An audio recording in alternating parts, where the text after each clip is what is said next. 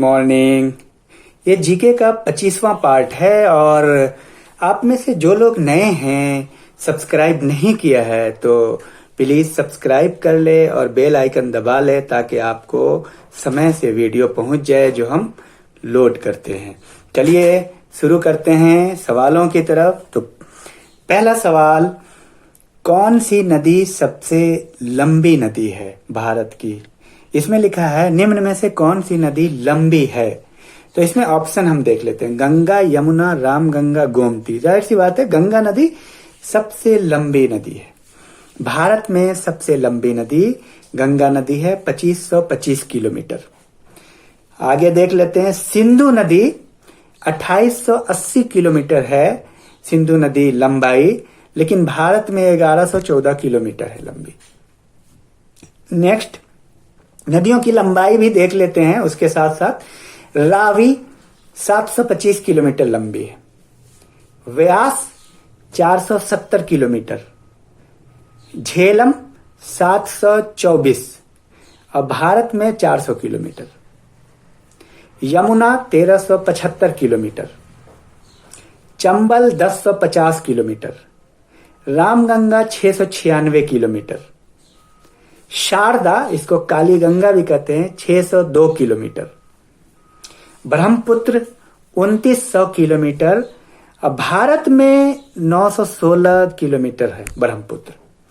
Narmada 1312 kilometre, Tapti या तापी भी कहते हैं 724 kilometre, Mahanadi 815 kilometre, Mahi 585 kilometre, Luni 320 kilometre, Sabarmati 371 kilometre, Chambal 965 kilometre, Krishna 1401 kilometre, Godavari 1465 kilometre, Kaveri 800 kilometre, Tungabhadra 331 kilometre और दक्षिण भारत की सबसे लंबी नदी गोदावरी है।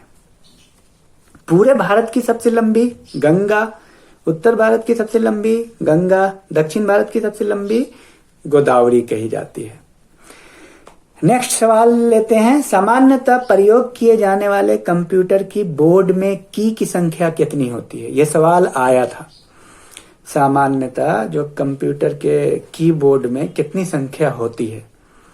तो इसका सही उत्तर है 101। सामान्यतः 101 होती है जिस बोर्ड को अच्छा माना जाता है। बाकी बहुत सारे कंप्यूटर के क्वालिटी अलग अलग हैं, लेकिन जो स्टैंडर्ड है और जिसको ठीक माना जाता है वो 101 है। कंप्यूटर की भाषा में सीपीयू कंप्यूटर का हिस्सा है और सीपीयू जो है उसका अर्थ समझना है। सीपीयू का मतलब है, ये पूछा गया, सेंट्रल प्रोसेसिंग यूनिट। आपको पता है इसको कंप्यूटर का ब्रेन भी कहते हैं, सीपीयू को, सेंट्रल प्रोसेसिंग यूनिट। और एक है यूपीएस। यूपीएस का मतलब है uninterruptible power supply. Uninterruptible power supply, UPS. और चलिए अब सवाल ले लेते हैं, चूंकि वीडियो को बहुत लंबा नहीं करना है।